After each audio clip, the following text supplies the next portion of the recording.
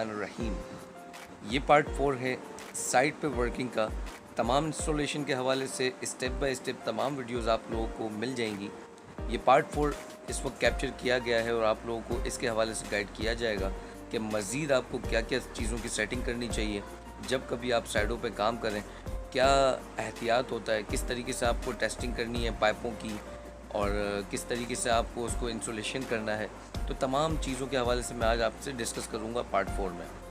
आप देख सकते हैं कि ये हमारे टीममेट हैं और ये इस वक्त काम कर रहे हैं, रिपेयरिंग कर रहे हैं। जो यूनिट आपको बिल्कुल नज़र आ रहा है ये डाइकुल कंपनी का है, स्प्लिट है और इसके अंदर हमने इसको यहाँ पर जो एडजस्ट किया है तो इसकी पाइपिंग को यहाँ पर जस्टिफाई कर रहे हैं।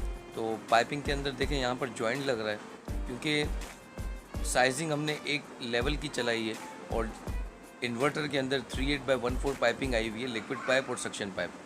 तो हम यहाँ पर जोड़ लगा रहे हैं 38 का और यहाँ से जॉइंट लगता हुआ ये सीधा उसकी जगह पे लग जाएगा जो इसके फ्लेट्स हैं और वो फिर हमारा इंस्टॉल हो जाएगा। इसके बाद देखें नेक्स्ट स्टेप, ये हमने मार्किंग की है। मार्किंग करने के बाद ये देखें फ्लेयर हमने बनाया है फ्लेयरिंग टूल की मदद से। वक्त की कमी की वजह से मैं दिखा नहीं पाया आपको कि फ्लेयर कैसे बनता है, लेकिन नेक्स्ट वीडियो में मैं वो भी इंशाल्लाह गाइड कर दूंगा आपको। ये फ्लेयर्स मैंने बनाए हैं और इसकी सेटिंग आपको इंडोर हैंग करके नहीं लेनी है। इसकी सेटिंग आप सिंपल इंडोर पर प्लेट रखें और एक मार्किंग कर लें प्लेट के ऊपर। मैं आपको दिखाता हूँ, मैंने प्लेट के ऊपर मार्किंग की है। देखें आप गौर से अगर देखेंगे तो प्लेट के ऊपर देखिए 1-2 और 1-4 की मार्किंग नज़र आ रही है।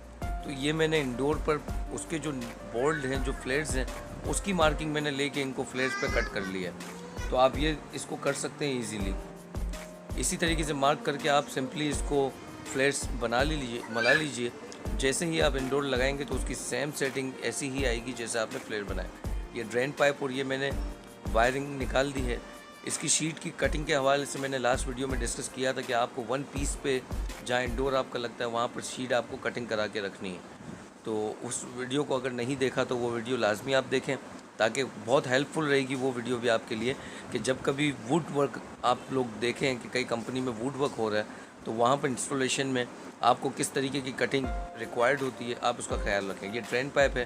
ड्रेन पाइप आप चाहे इस डायरेक्शन पे ले आएँ या चाहे उस डायरेक्शन पे रखें, ये आपकी मर्ज़ी है।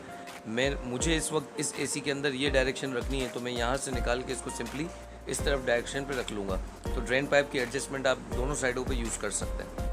ये पाइपिंग है। देखिए सीक्वेंस तो एक ही है लेकिन थोड़ा सा उलझाव है, लेकिन मैं इसको जब फाइनल करूँगा तो इसके बाद इसकी सेटिंग आ जाएगी पूरी प्रॉपर तरीके से। ये तमाम पाइपिंग हमारी सैडल के साथ कनेक्ट होती हुई निकल रही है। ये तकरीबन 15-16 पाइपिंग यहाँ से निकलेगी और ये तमाम सैडल से कनेक्टेड होती हुई आउटडोर यूनिट पे चली जाएगी। आउटडोर यूनिट पे पाइपिंग कनेक्ट करने के बाद इनकी टेस्टिंग किस तरह की जाती है तो उसके हवाले से भी मैं गाइड कर देता हूँ आपको। इजी है, इतना मुश्किल नहीं है, ये सब काम आसान हो जाता है। थोड़ा सा टाइम लगता है इस चीज़ के लिए, तो थोड़ा टाइम देखें हर काम में लगेगा, लेकिन आपका काम इतना सफाई से होगा और इतने कॉन्फिडेंस के साथ आप इसको कर पाएंगे कि कहीं पर भी गलती की गुंजाइश नहीं रहेगी। तो आप हमेशा इसी तरह काम कीजिए, अपने काम को बिल्कुल क्लियर करके निकलिए। क्योंकि अगर आप देखें इतने ओवर कॉन्फिडेंस हो जाते हैं कि किसी चीज़ को अगर चेकआउट नहीं करते तो देखें बाद में अगर प्रॉब्लम आएगी तो इस तरह की साइडों में फिर बहुत बड़ा मसला बनता है। क्योंकि यहाँ पर सेलिंग का काम हो रहा होता है, कलर का काम हो रहा होता है, फिर कारपेंटर काम हो रहा होता है। तो याद रखें कि आपका काम बहुत ज़रूरी है कि आप उसको बिल्कुल एहतियात के साथ अंजाम दें। अच्छा, दूसरी बात आप ये देख सकते हैं कि ये पिन वॉल्व है। तमाम किटें जो मैंने अभी आपको दिखाई वो तमाम किटें यहाँ आके रोल की है मैंने। आप गौर से देख सकते हैं कोई एक पाइप भी मैंने इस वक्त कट नहीं किया, पूरी किटें मैंने यहाँ पर ला के रोल कर दी है। इन सब के लिक्विड पाइप के ऊपर मैंने पिन वॉल्व यूज़ किया है और इन सब के सेक्शन पाइप को मैंने डेड किया है। अगर आप चाहें तो आप इसकी जगह फ्लेयर बनाकर उसमें यूनियन लगा के काम ले सकते हैं, लेकिन फ्लेयर और यूनियन लगाकर आप बार बार अपना टाइम थोड़ा ज़्यादा लगेगा। तो फ्लेयर और यूनियन तो आप जब फाइनल काम करें तभी यूज़ करें, लेकिन शॉर्ट टाइम में आपको बता देता हूँ कि शॉर्ट आपके पास ये टाइम है कि सक्शन लाइनें सबकी डेड कर दें, टाका लगा दें और जितनी कॉइलें आपके पास आई हैं उन सब के ऊपर आप पिन वॉल लगा दें। देखें मैं आपको दिखाता हूँ, ये मैंने नंबरिंग शो की है। कितने नंबर की पाइप कौन से एसी का कहाँ से आ रहा है, तो ये मैंने अपने मालूमात के लिए कि मुझे याद रही ये चीज़, मुझे भूले ना, तो मैंने इन पे नंबरिंग रखी है। और आउटर के ऊपर भी मैं नंबरिंग लगा दूंगा ताकि इनकेस फ्यूचर में कोई काम करने आएगा तो उसको भी ये मालूम हो जाएगा कौन सा पाइप कहाँ से किस तरफ जा रहा है। तो देखें, ये पिन वोल्व मैंने यूज़ किए हैं। तमाम पिन वोल्व आप लोग यूज़ करें इसी तरीके से। जैसे ही पिन वोल्व आप लगा लेंगे हर किट के ऊपर और सेक्शन लाइन को इस तरीके से डेड कर देंगे, तो एक ही वक्त में आप तमाम किटों के ऊपर प्रेशर दे सकते हैं। यानी आपको प्रेशर देकर फिर चेक करके फिर दे के फिर चेक करके इस तरीके से होल्ड नहीं होना पड़ेगा। आप एक कंसिस्टेंसी के साथ आप उस तमाम प्रेशर को देकर आप तमाम पाइपों को एक ही साथ चेक करके उसको रैपिंग टेप वापस लगा के वायरिंग वगैरह वापस करके फाइनल कर सकते हैं। क्योंकि अगर आप एक एक को प्रेशर देंगे फिर एक एक को जाके चेक करेंगे तो बहुत ज़्यादा इसके लिए टाइम लगेगा आपको।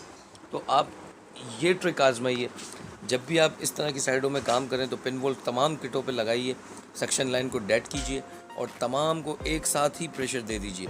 मैंने प्रेशर देखें दे दिया, अब आपके सामने देखें एक साथ ही मैं चेक कर रहा हूँ इनको।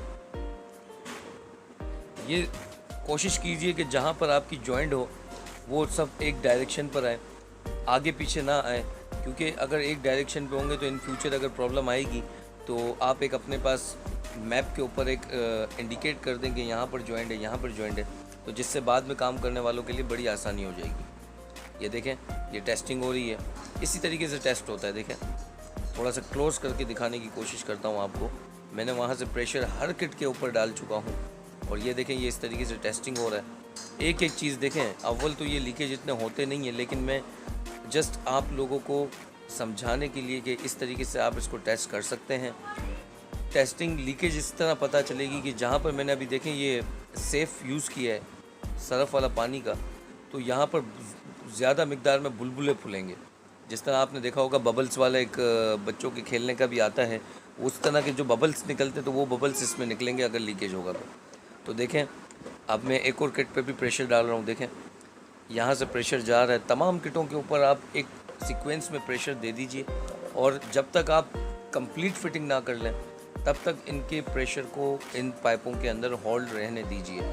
यानी आप कंप्लीट फिटिंग कीजिए, आउटर लगाइए, इंडोर लगाइए, वहाँ पर लीकेज चेक कीजिए। कंप्लीट फिटिंग के बाद आप इसको ओपन कर लीजिए। तो ये तरीका सबसे आसान है जो मैं समझता हूँ और मैं यही यूज़ करता हूँ और मैं आप लोगों को भी कहता हूँ कि आप यही करें, बहुत टाइम बच जाता है आप लोगों का। यहाँ नाइट्रोजन गैस का यूज़ होता है। नाइट्रोजन गैस इस वक्त मेरे पास अवेलेबल नहीं है, लेकिन टाइम शॉर्ट है तो इसलिए मैं वैक्यूम पंप का भी यूज़ कर रहा हूँ। तो आप वैक्यूम पंप का भी यूज़ कर सकते हैं अगर आप चाहें तो, नहीं तो नाइट्रोजन अगर आप चाहें तो नाइट्रोजन गैस का भी यूज़ कर सकते हैं। ये देखें, एसी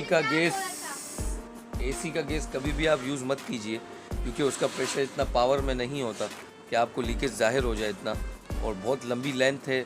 कोशिश कीजिए जब 150-200 फीट की पाइपिंग आपको नज़र आए तो उसके ऊपर आप कोशिश ये कीजिए कि 350 या 450 का प्रेशर उसमें सेट कीजिए और उसके प्रेशर के साथ ही उसको चेक कीजिए।